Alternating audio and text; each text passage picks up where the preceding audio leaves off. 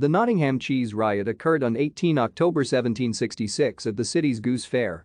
The riot came at a time of food shortage and rising prices in England. Locals intervened to prevent Lincolnshire merchants from removing Nottinghamshire cheeses they had bought at the fair. Violence broke out, a warehouse, shops and a cargo boat were looted, and hundreds of cheese wheels were rolled through the streets. The mayor was unable to restore control and the army was deployed. One man was killed and others wounded when soldiers opened fire on crowds. Order was restored after several days of unrest.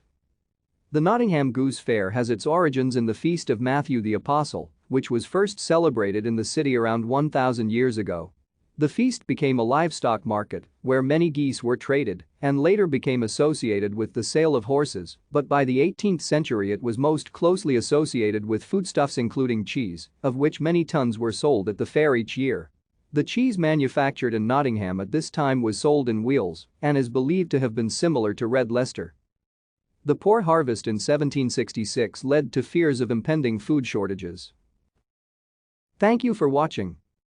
Like and subscribe if you would like to view more of our videos.